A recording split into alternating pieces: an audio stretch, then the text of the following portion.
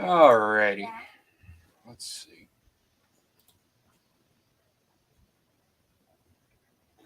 Yeah. All right. It says we're live, but it's not showing up on YouTube. Nope. There it goes. It's That's not too probably a bad. little bit behind. Yeah. It's got a little bit of a delay. Okay. What's on the agenda for today, boss? uh, welcome to Panda's Right Shut. Today we're going to be talking about a couple things that just irritate me in general. Um, Today's topic is Wizards of the Coast. And today I'm joined by my friend Mouse Hat. That's what he put his screen name at as, so I guess that's what he's going by for right now. Yep. Uh, so, what's really been bugging me about Wizards of the Coast lately has been number one, um, they kind of fumbled the 30th anniversary edition, and I think you would kind of agree with that at that point. I think a lot of people agree that they fumbled the launch of that. So we'll No, go I would ahead and say start they with that. absolutely orbital nuclear striked it on every front, Western, Northern, the European front. It was absolutely, I don't know what their goal was, and it seemed like they pulled in 1,000 directions and failed at everything. Yeah, I completely agree. It just seemed like a complete and total cash grab, honestly. Um, Yeah. I mean, yeah, but they are a company. I mean, they want to make money, and I want the company to stay in business because I like playing Magic. But geez, man, $1,000 for cards I can't play.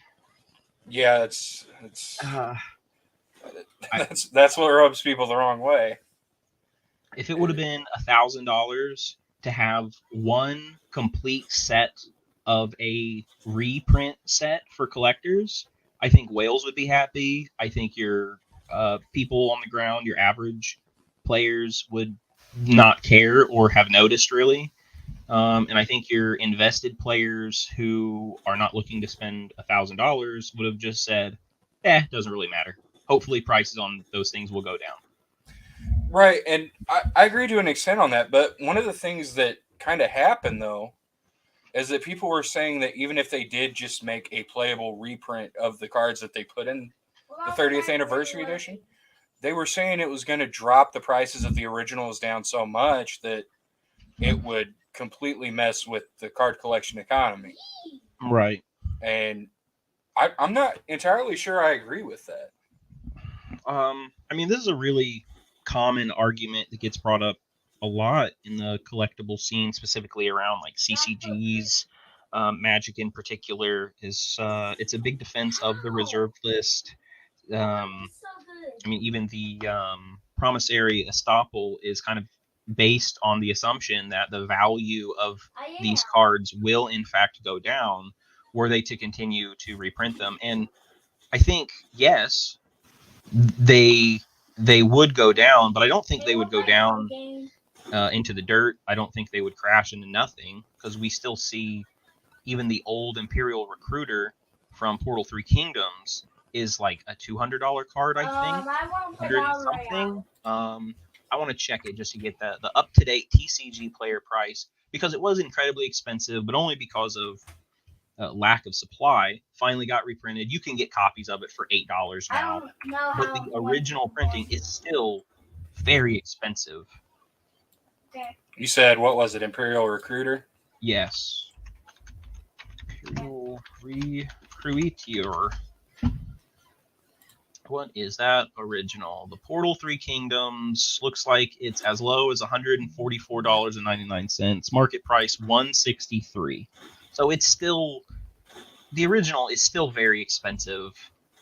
It went down and it stopped growing, but it did not crash into the ground. It is still a collector piece. It will still grow over time, just very slowly. Right. Um, so I've got it pulled up here, and you said the original one. I'm guessing is probably going to be the Yeah, the 144 Portal ninety 3 nine. Kingdoms one. That's the original way back in the day. And even then, it was an uncommon. But Right. now it's only mythic all day. And it's still, I mean, just that on screen. You can get the new ones for $5. The old ones are still almost $200. And that's the thing though is does Imperial Recruiter still get played pretty often, or is it Oh yes, in Commander, I should say. In right? Commander, it's I would say very common. Okay, It's really the only restriction to its player base would be its price, but I think at $5, the vast majority of the player base, if they know that the card exists, are happy to play it. yeah, And I think, and I could be wrong because we've not seen something like this happen before, but I think the reserve list would work the same way. I think the prices would go down sharply immediately, but they wouldn't go into the ground. And then they would sort of plateau for a while. The new ones would be much cheaper, but the old ones would still retain a large chunk of their value indefinitely, just as collector items. right. Well, and then of course the most notorious card from Magic is the Black Lotus, which I've got pulled up here. Oh yeah. The Oh Alpha Edition, 60,000. We got the Beta Edition at 42,000, and we have the Unlimited Edition at just under 10,000. no, How don't forget. much of a price hit do you think that would actually hit if, because those are all like retro, the retro look. Oh, of course. But then if they did the 30th anniversary edition, this the silver one, silver border here, not the retro border. Yeah, the modern frame, as we call I it. don't think it would really affect prices that much, just because the look of the card is so different that I don't Um, think like people would buy it and play it. But I don't think I think the other ones would retain their value just as collectors items anyways, because you can't get those anymore. I mean, they certainly would keep a lot of their value. The question is like how much. Some of the doomsayers think that they'll be pennies. I don't think we're going to see like what happened in the Yu-Gi-Oh space, where cards that used to be incredibly expensive get reprinted over and over and over and over, and now every piece of Exodia is comically easy to get your hands on and whatnot. Yeah. Wizards doesn't seem to really. Well, this might be a bit of a hot take. I don't think Wizards really wants to reprint all of their cards until they're worth nothing. Now, some people in the community think that that seems to be where Wizards is heading, and they certainly have reprinted a lot here lately. But I think Wizards has shown a lot of restraint with the things that everyone knows are the high ticket items. Like the new addition to the game from a couple years ago, Commander Legends brought us Jeweled Lotus, which is basically a Black Lotus, but only for the format of Commander. They've yet to reprint it. They have printed Goblin Extortionist, or Dockside Extortionist, excuse me. That finally got reprinted. But that took, 5 years to get a reprint? Maybe. Jeweled Lotus. This man only to cast your commander. Okay. All right. Yeah. But even still, that is. It's a good card, anyways, for commander, even as a one off. But still, $80 for that. That's not bad. Well, market price is more like 110, but yeah, you could probably find one somewhere for 80, $90. Well, I guess it just depends on the type. Condition. It looks like the extended art Jeweled Lotus is at 160. Yeah, that's the expensive one. That's the one everyone wants. And you want to talk about a foil multiplier. The foil extended art Jeweled Lotuses are. Oh man, is it bad? Oh, it's worse than bad. Oh, scroll up a little bit. There you go on the right side. Market Holy. price 176. Foil. That is ridiculous. Much higher. That is a crazy multiplier. But I mean, it's a card that harkens to the most powerful card in all of Magic, the crown jewel at the top of the Power 9 itself, the single most iconic card from the game, the card that people who have never played a game of Magic have heard of. Now, not all of them, but there are people who don't know anything about Magic, but they've heard of Black Lotus and they know it's crazy expensive and powerful. Right. Actually, that's a good point. Is because even some people who have never heard of Magic know about Black Lotus, Yes. um, and even more people might know about the concept of the Power Nine, but they may not know what it is. So, do you want to explain that real quick? Oh, Power Nine, long standing community made name for the 9 most powerful cards in Magic. And there really is no dispute on these cards if you know the game even more than a little bit. You've got the Black Lotus that we've already talked about, 0 to play, so 0 cost to actually get it on the field. You merely have to tap it and sacrifice it to provide 3 mana. This is the fixed version of it on screen, the Jeweled Lotus. And then after the Black Lotus as the number one piece of Power Nine, I you've don't got think the I can five just search Mox, Power Nine. the Yeah, five Mox and Mox Emerald, Mox Ruby, Mox Sapphire, Mox Pearl, Mox Jet is one of each of the 5 colors of mana of Magic. Also 0 mana. Tap, provide 1 mana of the color that they represent, and they are just an extra mana every turn after you play them, and they cost nothing. Then we've got 3 blue spells. Time Twister shuffles everybody's hands and graveyards back in, and they draw a new 7, which is insanely powerful at the low cost of 3 mana. We've also got Ancestral Recall, my personal favorite. 1 blue, 1 blue mana, draw 3 cards. So just your Mox Sapphire, play that, then play this Ancestral Recall, draw 3 cards. Maybe you drew a Black Lotus off of it that'll allow you to cast the Time Twister, that'll allow you to shuffle your whole hand back in to draw a new 7, and then play 2 more Mox, and then play your Time Walk, the last piece of Power 9, 1 and a blue, so 2 mana, take an extra turn. An entire extra turn to do everything you could want to do on a turn in Magic. that's crazy. Yeah, Well, it's pretty powerful. I've actually been playing with the Power Nine here recently in MTG Arena, and you kind of have to build a deck specifically for Alpha or the Oracle of the Alpha, which I think is like 2 colorless and a blue for a 2/3 flyer. Uh, put the Power Nine into your deck. Dude, I want that. I'm so Oh, wow. Yeah, it's pretty good, but it just I don't know. I can never get it to pop off personally, but I'm sure others can. Um, Wait, come in it's here. crazy. Come in here. Come where I am. So you said you had a couple of hot takes over this whole debacle. Dude, Yeah, I don't think that the reprint policy that Wizards has been doing is a completely bad thing. I think a lot of people have been really upset about getting a card and then their card gets reprinted and now it's worth half as much as it was when they bought it a month ago, and they're upset.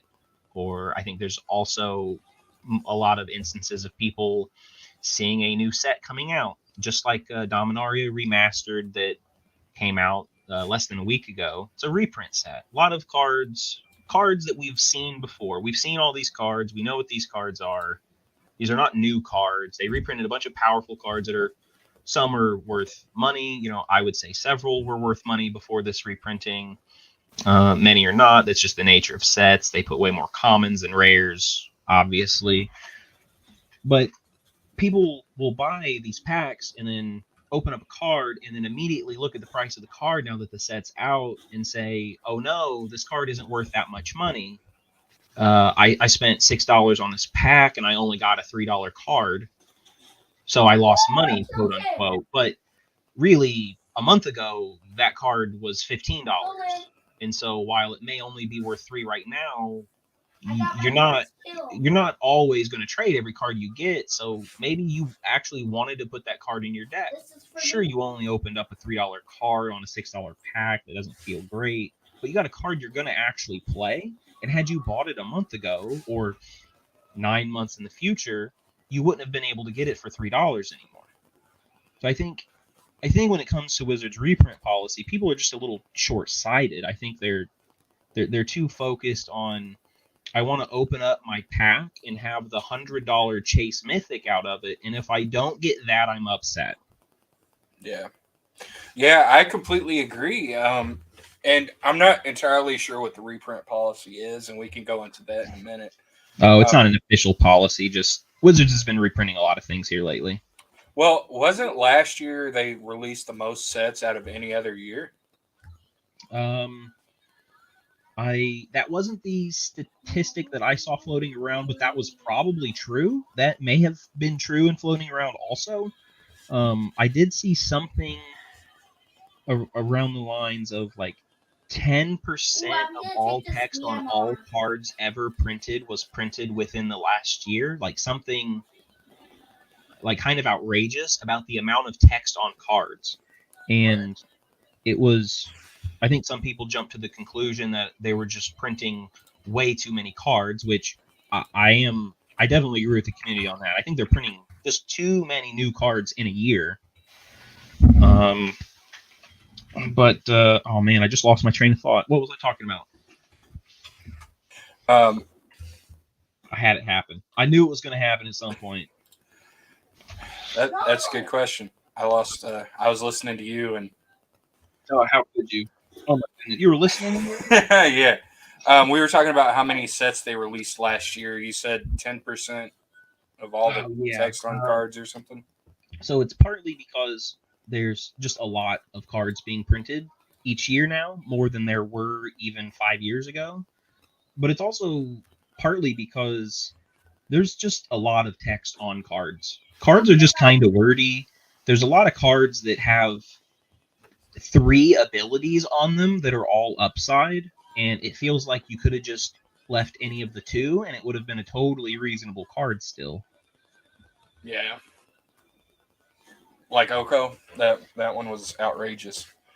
Oh, Uh, good old 2019, I think that was. I think so. Yeah, Oko was crazy. That was either 19 or 20. And yeah, Oko was a bit much. Just a little So pushed. it seems like out of the main sets, they didn't really release more than usual, but it seems like offset stuff they released a lot last year. Be it the what do you call them when they're like when they release a set of cards that's not the main series, but it's like set around a certain theme, like the Warhammer cards that they printed. Oh, you mean the Universes Beyond? Yeah, they printed quite a few of those. I think last year. They They did. they did come out with a lot of Commander stuff. Yeah, they've been doing this printing at least two commander decks with every standard set, and then their main standard set of the year has five or four commander decks. One of the two. It's changed based on the year. Right. But then a lot of other. I mean, you've just got so many standard sets. Eight standard releases a year.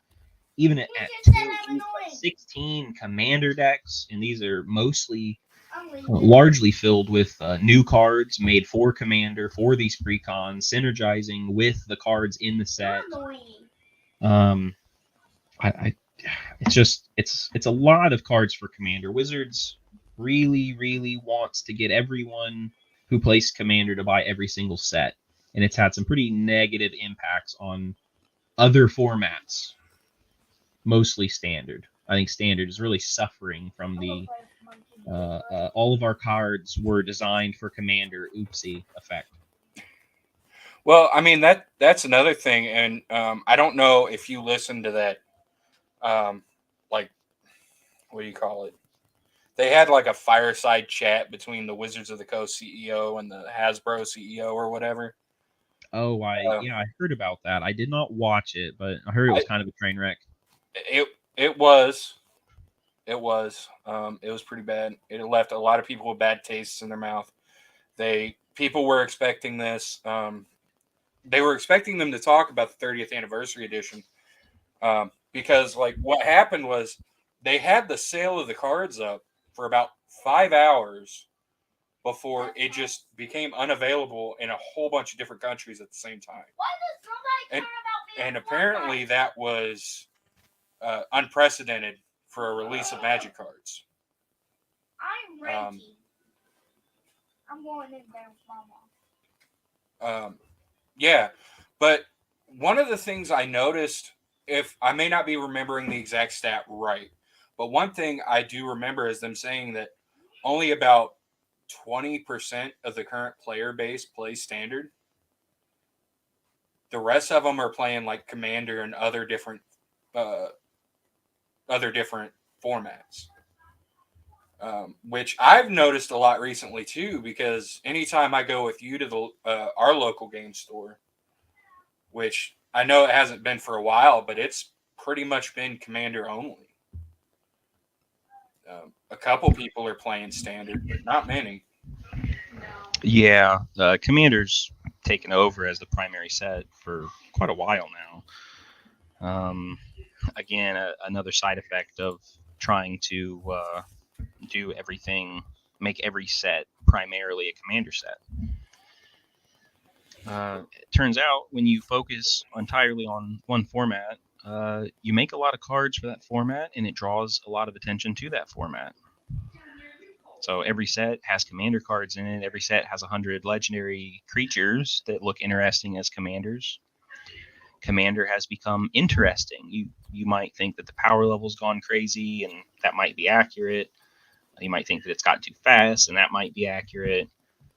But there's a lot of cards, and there's definitely more cards than the community can like properly play test before a new batch of cards is coming out, which makes it even more difficult to get a real accurate estimate of how powerful these cards are in a vacuum, against each other, with each other, and to like really fully explore everything, because it feels like we just get another layer or two before we can really explore layer one, and we already knew about 3 or 4 layers. Yeah, it's kind of intense. Yeah. Well, I mean, what do you think that does to Magic as a whole? I mean, because it's not focused on standard anymore. I'm sure modern is still a thing that's popular, but because what I'm thinking is that because commander decks, I know people usually have more than one commander deck, but like, what do you think that does to the price of cards now that you only need one card for a deck instead of four? Uh, it's weird because the demand has shifted. Because while we can talk about just that, like the demand of one versus the demand of four, I think that really just changes the like the speed, like how volatile the cards are. Because commander cards can really start to heat up and get expensive because of spoilers. Um, but it's more drastic now based on commander demand than it used to be. Whereas with modern, legacy, even standard, if a card all of a sudden is a four of in what everyone perceives as the best deck, it'll shoot through the roof overnight. It in an hour. It takes really no time. But with commander, things can move quickly still, very quickly, but nowhere near as fast. It seems.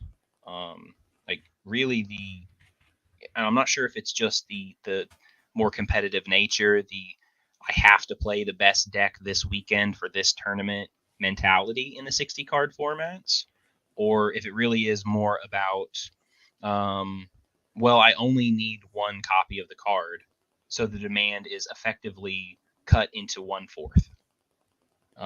But I don't think it's just one or the other.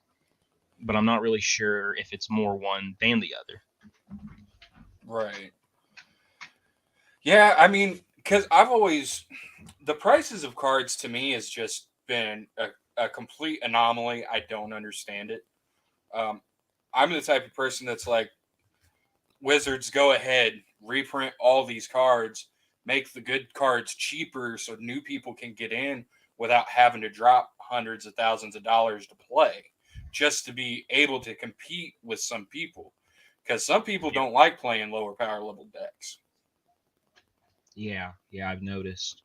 Some people, um, in the more competitive uh, aspects of the game really only like the game for its competitive aspects. And then you've got a large portion of the community that's the exact opposite. They don't like the competitive aspects. They only like the social aspects. And I think these two kinds of players are, I wouldn't say inherently at odds, but what they're trying to get out of the game certainly seems to be very different. Yeah, I would agree. I mean, they're completely at odds because like some people are going into these game stores and it's like I understand for like the Friday night Magic tournaments where you want to play the best deck you have so you can win. I get that. Good night, buddy. I want to go to bed in your room. All right, we'll go lay down. I'll be in there in a minute. Um, they go in there and they play the most competitive decks they have, but then you have some people who are just like, you go in and new guy walks in, has probably only played Magic a handful of times or played it years ago and hasn't played since. Or like me, I'm casual as hell, and like I go into these things and it's like, dude, you're just killing me in 3-4 turns, and I there's nothing I can do about it, and I'm okay with it because I'm usually playing with you, and you usually tone down your decks. But some of the people we've played with, they're like every single deck they have is like high level competitive, and Very cutthroat. Yeah.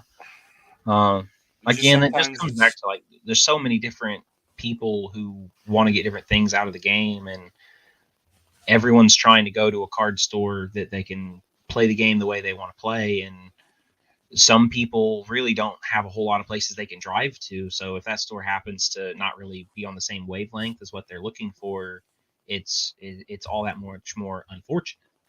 right, and because especially with gas prices now, it's I mean if you have a local game store, the nearest one's like I know this isn't everybody's like ours that we go to is like 5 minutes up the road for me. But if you want to come play, it's almost an hour drive, isn't it? So, Pretty close, yeah. but that's just because that's one you've been going to for a long time. I don't know if there's one over near you right now that you frequent, but I'm sure it's not close. No, no, not at all. And a lot of the small game stores have been having a lot of problems keeping uh, profits up high enough to justify staying in business. A lot of different things have been hitting them, so a lot of stores have closed. I have been hearing that some new ones have been popping up here very recently, but I'm not sure Really? if that's just in our local area or if that is maybe more representative of across the nation and even the globe, hopefully. I mean, I'd like to see more card stores open up, if for no other reason, just more potential places I can go and play cards. Right, right. No, I get it, man. I'd love to open up a game store and just, but it doesn't seem feasible anymore. Um, it's just like I don't know because I understand. Going back to what we were talking about earlier, I understand that the card prices of cards have to be kind of high in order for the game store to make any money. Like I kind of understand that, but at the same time, it's like you're keeping out new players, keeping the prices so high. Yeah, yeah, that's it's a very tricky line to walk, um, and it, the waters get really muddied by the fact that Wizards insists, even though it's very clear that they are not telling the truth, that they do not look at the secondary market at all when making any sort of decisions. That they're completely agnostic. They have no concept of the secondary market, and that's clearly a lie if you look at any of their product releases that have reprints in them. I mean, it's obviously not true, but they're trying to walk that line between reprinting cards that people want, because reprinting cards that people want is good for them. It means people buy the set, but not reprinting everything all at once, so that they reprint cards in little sections. Ideally, you do this little section of cards, and then several months later this section, and then ideally by the time you cycle through all of your really high value cards, now the first ones that you reprinted are pretty old and their value's gone back up, and now they're ready for another reprint again. Yeah, it seems kind of like what they've been doing is they've just reprinting cards willy nilly, and I don't think that's a good strategy. I think because it seems like every couple of years they revisit sets kind of a little bit. What wouldn't it make more sense to reprint cards from that set and then have not a whole bunch of cards, just some cards, and then reprint related to the set, um, cards related to the set. Hold on, I'm having a brain fart. Um, wouldn't it make more sense that if you're going to reprint cards, reprint it and the sets that you're revisiting, and not just reprint cards for the sake of reprinting? Yes, they have done a little bit of that. And they have also done a lot of master sets. Master sets are very, very popular. They always sell well. Well, not always. I guess Iconic Masters was not well liked. Even though I thought Iconic Masters was actually a really good set. I think people hated on that set for precisely the reasons I mentioned earlier. They opened up their $6 packs and had a card that was not $6, and they were upset. But a month ago, that card was well over $3. And I've always valued playability of a card more so than just monetary value. Personally, if I open up a card that's worth $20, but I don't want to play it, well, now I kind of feel like I have to go through work trying to find someone who does want it. Whereas if I open up an uncommon that's worth 50 cents, but I've been really wanting it for my deck, I'm way more excited. I already can play this card. I wanted this card. Now I don't have to find it. I don't have to try and get rid of it for a card that I actually want. I want this card. I can play it. Yeah, that makes sense. Huh. Sorry, dealing with a little difficulties at the moment. 1 second.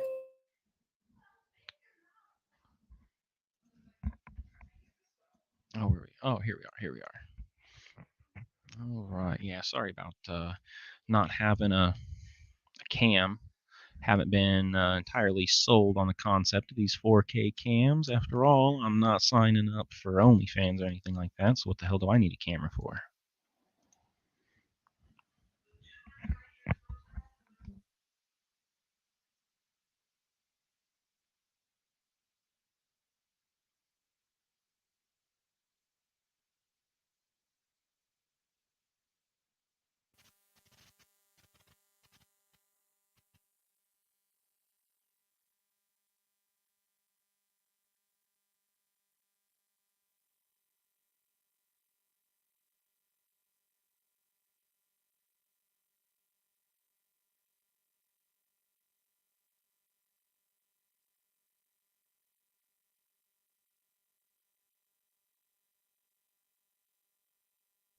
All right, sorry about that. What were we talking about? Reprint equity, reprinting, lots of reprints, card prices fluctuating due to reprints, master sets. Right. Yeah. The broader topic was the Wizards of the Coast saying they don't look at the secondary market when it's clear they do, because they keep reprinting the expensive cards, and that's why people are getting irritated. Yeah, and they reprint them clearly as the chase cards from the set. I mean, they reprinted a lot of chase cards in a lot of master sets. That's kind of what the master sets have been known for, which is why they're so popular. Because when they came out with the first modern masters, oh man, it was loaded to the brim with reprints that everyone wanted, and that's why it was sold out and very expensive. Just a ton of very good cards. Yeah, I remember that. Which, if they do a master set to reprint some of the better cards, I don't see a problem with that really. Just don't do it too often, I guess. Yeah, I think that's where the community's at. They're just like, there's too many cards, too many new cards, and there's so many new cards on top of them, reprinting old cards regularly, and that's on top of all the secret layers, which have gone up year after year. A lot of people in the community do not like secret layers, and I am remarkably mid on the concept. I don't hate secret Really. layers, and I don't like think that they're the greatest thing in the game ever. I don't think they're ideal for the economy of Magic, but I don't think they're a death knell either. I think it's kind of like everything else problematic with Wizards right now. It's just a little too much. Just dial it back. I I don't know. See, I kind of lean more towards secret layers are a cool way of reprinting cards with a certain like different design or even a name. They are. Um, They're fantastic for that. That's, I think in they're my opinion, cool. the best thing about them. Yeah, like I don't think I've seen a single one that I absolutely dislike. Probably, Oh, I have. I think didn't they come out with a Post Malone one? They did. Yeah, I think that one was actually kind of recent. I think it maybe got shipped to people actually recently. I think people Okay, actually got them recently. yeah, It seemed like a cool pack to pick up. If I liked Crick, then I think I would have gotten it because the Jet Medallion is a pretty good card. Crick is a pretty good commander and he's pretty fun to play. And Jet Medallion's great in there. And I think the other two cards I didn't really care for, but right, those ones were nice. It was cool. I don't really like Posty, but if right. you do, this is a perfect time to But get these but cards. like that's the thing though is that secret layers are like special alternative arts for cards, and they're pretty pricey buying them straight from Wizards. So I don't understand how having like a kind of unique card would really affect the original card. Generally, prices will go down a little bit just because there's more supply. Someone might have one, see the new one, decide, oh, you know what, I like that one better, so I'm going to get that one, buy the new one, and then sell their old one, and now there's Okay, more supply. Like it's all not a right, ton generally, but yeah, it there's just more copies of the card, therefore supply went up, yeah, therefore price went down. yeah, I can Kind of agree. like the list, how the list there's I don't know the number, a couple hundred I think cards on the list, but the list inserts are so rare. Like there's not one in every single draft booster pack. There's so many cards on the list. You're not guaranteed to get very many printed at a time. So those cards are getting reprinted, but it isn't really impacting the prices very much because there's just so few of any one of those cards entering the market. Are you talking about the reserved list cards that are getting reprinted? No, they've got something called the list. It is different from the reserved list. They are cards that are exact reprints of old cards. There's a very large list of cards that are on that, and they change it with every set. Okay, You can tell it's a list card by the bottom left. If there is a planeswalker symbol in the very bottom left corner, this is a list card. And it just means that in some booster packs, usually set boosters, there's one card in that is going to be a card from the list. And it doesn't have to be beholden to what the set is, other than whatever was on the list when that set was printed. But again, there's hundreds of cards, but you've got one insert in each pack. So there may be one card that's really expensive, but so few get printed because, I mean, there's just the numbers. Like how many you print, what, three copies of the entire list, and you got 1,200 to put into across 1,200 packs, and you printed the one expensive card three times. yeah, it can get crazy. I mean, Yeah, it's just there's not a whole lot of supply, so it doesn't affect the market much, but it does sort of put a little spout on how fast it can accelerate its growth, which is nice to help keep cards from getting too expensive. I think between the list and secret layers, they've got ways to get cards to market with new cool versions, so collectors like them. Casual players might be more interested if they're unique enough in a specific genre. Some of the Japanese inspired artwork that came out for Kamigawa, I know some players really love that. Other players may not care, but some absolutely adore that sort of stuff. Some are I huge. I really like the artwork in that, especially that ninja that you have. Oh man, that thing looks so cool. I think the one you use for your commander in your ninja deck. Oh yes, Satoru Umezawa. Yeah, Yeah, looks like yeah. Raiden. Yeah, yeah, it does. Looks a little bit like Raiden. Looks a little bit like Gray Fox, A little bit. and it just happens to actually be made by the artist for Metal Gear Solid. Yeah, I love it. Really, I didn't realize that part. Yeah, Oh, that's cool. that was what made me decide to build that deck. I was working on building a deck for Yuriko, the Tiger's Shadow. Okay. And then that card got spoiled, and I thought, oh, that's really cool. But it's not really a ninja deck. And, I was getting all these ninjas. But then I saw that artwork, and I was like, oh, man, Metal Gear Solid is really cool, and I love it. And this artwork really looks like that. When I found out the Buy a Box promo was actually that artist, I was like, okay, I have to. I Oh, have to. that's cool. Um, so with the shift into Commander that a lot of players are doing, how do you think that's affected Magic in the long run so far? Um, I think we're a little ways down the rabbit hole at this point. Commander's been officially supported for over 10 years now. I think the first Commander decks were in 2012.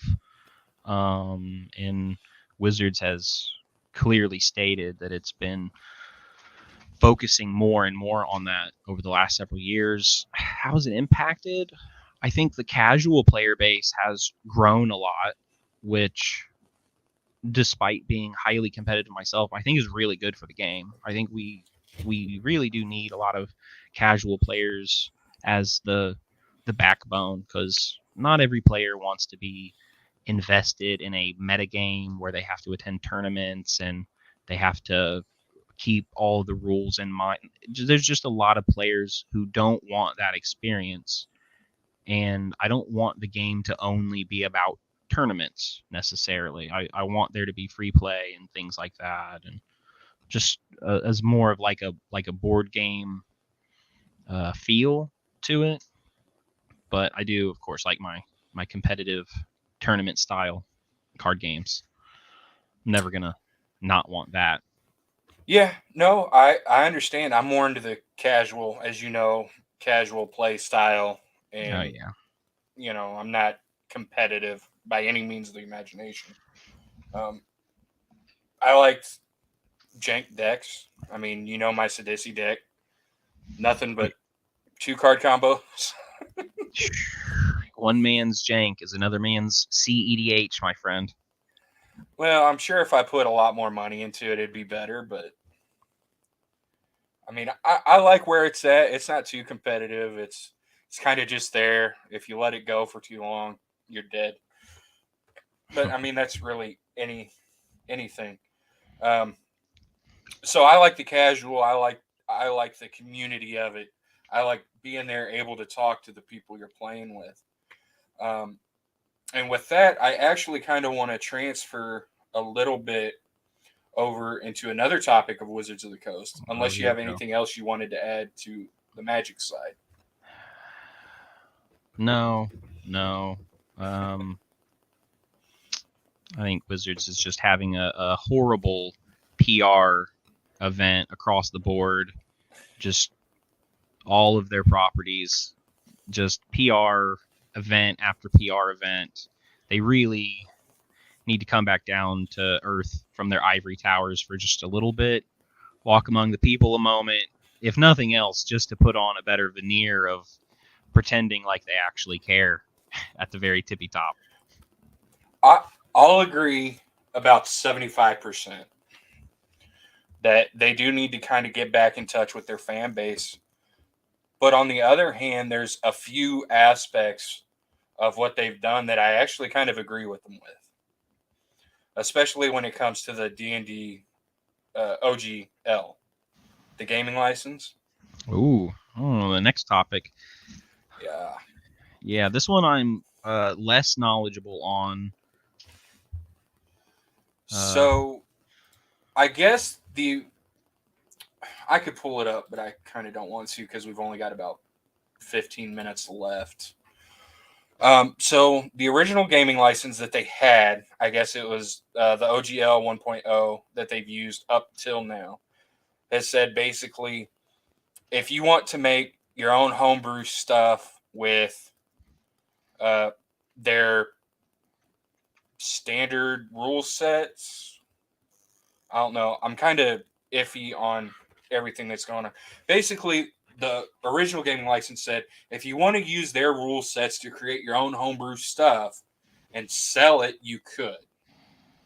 And now with their new gaming license that was leaked, which I guess they went back on, they were saying well, if you technically made they never went back because it was a leak. They right, never even went forward. right, and that's where it kind of gets iffy. But I guess the leak was if you made more than $750,000 off of a product that you made but was based on one of their products, they could come after you for royalties. Yeah, yeah. And And what that I heard was that the royalty cut was actually supposed to be pretty steep. I think it was like 30% or something, which is a giant cut. And a lot of people originally were saying if it was just 30% of profit, they wouldn't have minded so much. Right, right. Because it's 30% of revenue. Right, 30% of revenue instead of profit. But then now people are saying that even if it was just profit, that's too much. And they shouldn't even be asking for it and all this and that. And I get where they're coming from, but I don't necessarily agree. Who's that? You get where Wizards is coming from? I get where Wizards is coming from and I get where the fan base is coming from. But I kind of agree more with Wizards on this one. Ooh, that is a hot take. It is. And I'm going to tell you why. And this is probably going to piss a few people off and fuck it, I don't care. That's all right. I don't know if anyone's watching, anyways. I'm We've just got- doing this for the love of the game, man. Right, we got 3 people right now. Oh, heck yeah. Hey, how's everybody doing? So my point of view is that they have every right to monetize their stuff. And Yeah. if they want royalties off of something somebody makes, but it's based on their stuff, they should have a right to do that. Yeah. That's how most laws are handled. Because the analogy I thought of the other day was say somebody drew out a picture. It was just a rough sketch outline of like a mountain range with trees and flowers and whatnot or whatever, right? Oh, perfect. That sounds like God of War 2018. I just finished that game. Cool. That sounds exactly like I went to Jotunheim. I love it. But just imagine somebody drew that picture, right? And then they sold that picture to somebody, or not even sold it. They just told somebody that they could use that picture, and that somebody, the somebody that they gave it to, colors it in and then starts mass producing it and selling it to other people. Okay. Should the original drawer of that sketch get any money or no? If that's the extent of it, and there was no other like contract to bring it back down to like real space, if they had an obligation, like a contract obligation to provide money from that or to not sell it, depending on what side of it we're looking at, then I'd say they shouldn't be selling that because of as per contract. But if something like that happens, and there's like an explicit go ahead for this, which there was. The OGL 1.0 is an explicit go ahead. Then it's a lot harder to be mad at them for filling it in with color and then selling it again. And if Wizards is upset, it seems like they should just start filling it in themselves and selling it and stop selling it to that person. Well, I guess it's more of they can just use it and it's more like IPs rather than actual physical things. They aren't like coloring in the books and then reselling the books. They're Right. kind of filling in the gaps, doing what It's D&D is. it's kind of hard to actually put it into layman's terms because I'm not a contractual lawyer Yeah, it's by hard. any stretch of the imagination. Me either. We got any And contractual lawyers around? probably not. It just, I don't, I personally don't think it's unfair for them to ask for at least some of a cutback. Now, 30% of all revenue, yeah, that may be a lot. And If I made anywhere close to that kind of money, maybe I could give you a better estimate on what I thought was fair. But I don't. I can't tell you the last time I made $750,000+ on a product based on D&D. So I don't really know what feels fair at that scale. Especially because I don't know if they're focusing more on like if a company makes that money, or in the case of like Critical Role, if they would more go after the individuals that make that, or if they're just going to go after. I think Matt Mercer owns like the company for it, so then he pays them to appear. If I'm not mistaken. that's actually a good thing to bring up because no, I don't think any of them own the company. I think if I'm right, Travis is the CEO and they each have their own role, but I don't think like Travis is the CEO. I think Marisha. So it's like they all own it. It's not like Yeah, one person. it's all like a co-owned business. Okay. Um, I don't think anybody actually owns Critical Role. Yeah, I'm definitely outside of my expertise. I don't know much about Critical Role. I wish them the best. They've done a lot to bring publicity to tabletop RPGs. For better or worse. I love them. Yeah. I like Critical Role. I don't exactly agree with them on a lot of things politically, but as for their products, I absolutely love them. Yeah. Yeah, I've never been of the mind that you have to agree with all the politics to appreciate someone's work. Oh, absolutely not. Yeah, it says everyone on the cast is a founder.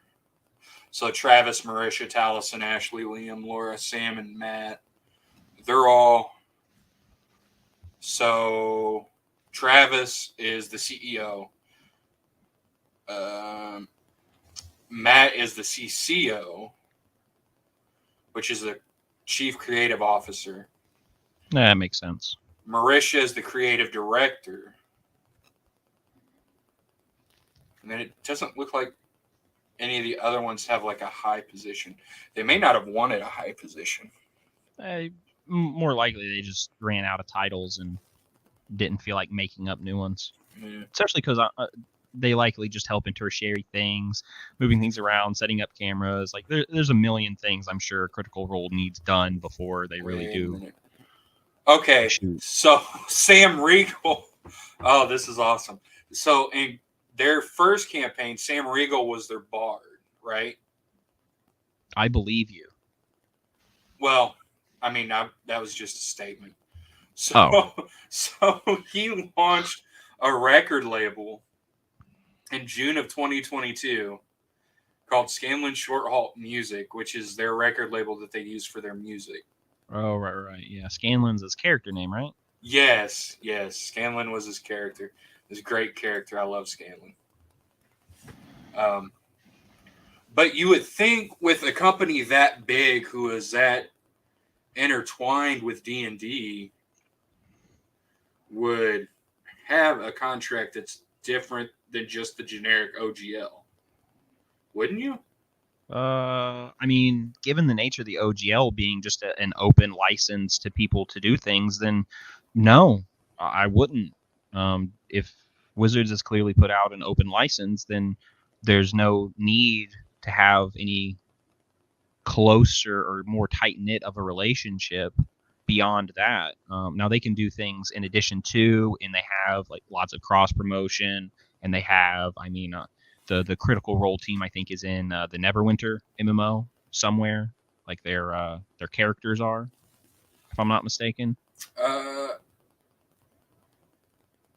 they might be. I don't know. I'm not too ingrained with all that other stuff. I kind of just watch them while I listen to them while I'm at work. Okay, I could be wrong. I was told that there's some group that was in the Neverwinter game. Could very well be. So.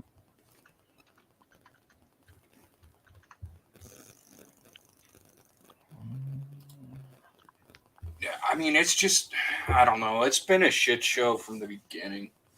Ever since it got leaked, which, like you said earlier, it was just a leak. There's no guarantee that it would have came out like that. I mean, I'm sure, somebody would have been like, hey, that's way too much. You probably shouldn't do that. But instead it got leaked and they got all that fan backlash. However, on the other side, they did go ahead with the Magic 30th Anniversary Edition. So it's kind of hard to tell who there has the right minds. But it is two separate divisions of the same company. So it really is kind of hard to determine what they're thinking at what point in time. Yeah, there's a whole lot of talking suits, I'm sure. I don't know what the hell's going on with them. The OGL just seems like such a long-standing thing, such a fixture in the TTRPG scene that I get them wanting to monetize more. That's the nature of business. You could even say that's the nature of capitalism, for better or worse. But they've just had a real hard time like landing anything PR wise. Like they just seem to keep putting their foot in their mouth in every angle. And now that it's spread from the MTG scene over to the D&D scene, it's starting to feel more like it's a Wizards thing, but could just be a coincidence. Well, because I've also heard that a lot of people complaining that it's like coming from the very top from Hasbro, and that Hasbro's like got the disconnect. But before Hasbro bought Wizards of the Coast, were they already doing some of this stuff? I don't know. I really wasn't paying attention to Hasbro, man. I'm gonna be honest. I bought 3 copies of Monopoly in my life, and I'll never have to buy another one again. Well, what I was trying to ask was, like, was Wizards of the Coast already doing stuff to piss off their fan base before Hasbro bought them out? Or did it seem kind of like it all started rolling after the buyout? I wouldn't say it was right after. I think most of the community liked the changes at first, and then we started seeing some issues with standard power creep, as they said that they were embracing missing high more than missing low, which was counter to what they did for years. Because they used to have a problem of, if you're going to make a card for standard and you're going to miss with its power level, it's better that you make it a little too strong than to make it a little too weak. That's the Hasbro policy. Hasbro put that into play. And since then, we've seen an exponential growth in standard bannings, of like people leaving standard. And to be fair, a big portion of that was the pandemic, when we lost paper Magic for a year and a half. I think Wizard just completely shut down paper tournaments. I mean, a lot of the community did not like Arena, myself included. So some people were just not going to move to Arena. Some people did, and Arena is an entire conversation on its own. Yeah, I think things in Arena are a bit too expensive. I play it every once in a while when I just want to play a game or two of Magic and I don't have the time to go out and play it. Um, it just seems like everything on there is expensive. It's real hard to get rares and mythics. It is. Yeah, the economy of the game And feels a little unforgiving. yeah, it's pretty off. Yeah, I already have a nice paper collection. It's hard to look at buying a digital box of cardboard that is even less tactfully useful in my actual life for the same price almost as just cardboard slices, but at least I can hold them. Yeah, and on MTG Arena, you can't trade them or anything. No, you can't trade them. Their system for saying, "Oh, sorry, you got a fifth copy of a card," is not very good. They've tried to make it better, but the vault system it still just gives you peanuts. Peanuts. Well, I thought if you got a fifth copy of a card, you just got a wild card um, Oh, did of they that change that? rarity. Yeah, I think it's been that way for a while. Oh man, I really have completely checked out of Arena. If they change that, Yeah, I don't even know about that. yeah, I think it's been that way for a while. Like if you open up a pack and you've already got the card you would have pulled, if you've already got 4 copies, it'll just give you a wild card of that rarity, which Oh, I okay. think isn't a bad system at all. It's like, oh, you've already got this. Well, have a free one of another of that rarity. Oh, I would like that more. I just Googled it. Right now, it's saying that if you open the fifth copy of a card, one of two things will happen. If it's a rare or mythic card, it'll get replaced by another random rare or mythic card from the same set. So that is at least you're getting a new card. It's not a wild card. I would prefer a wild card, and I could just make I whatever maybe card I think wanted. if you've already have every card of that set, Oh, probably then. maybe. Yeah, It's been like a month or two since I played, so it's I don't know. It's crazy. yeah. It's been longer than that for me. Yeah, it's fun, but I'd rather just play paper in person. Yeah, if it wasn't so expensive when already the game, costs money for cards, I would love to play it digitally, but man, just wow, a lot of Yeah, money. yeah. The price of the digital packs are the exact same, if not more, than the physical packs, and that's just weird to me. And like, Yeah. I understand that the system they have that you can get free cards, but you have to play a ton of games, and it's just I don't know. Yeah, dropping in and playing 3 or 4 games a day seems to be about the best way to play that game, which is exactly why they've Oh, monetized it the way they have, because that's most likely to form a habit in the player base so that people keep coming back. 3 or 4 games won't even get you to complete the daily quests. No, I No, usually complete the quests. I pick like one quest, play a game, complete it. If it's like play 30 red cards or something, maybe like 2 games. Well, okay, red cards, that'll probably take 3 games because people will be dead too fast because it's red. yeah.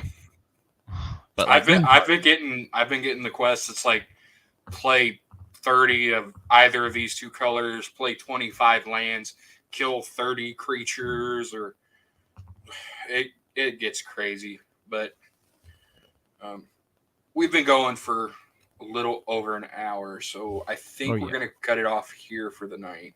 All right, cool. Fine by me. I think I'm gonna get a little bit of food with my wife and Sounds good. I think I'm pretty hungry too.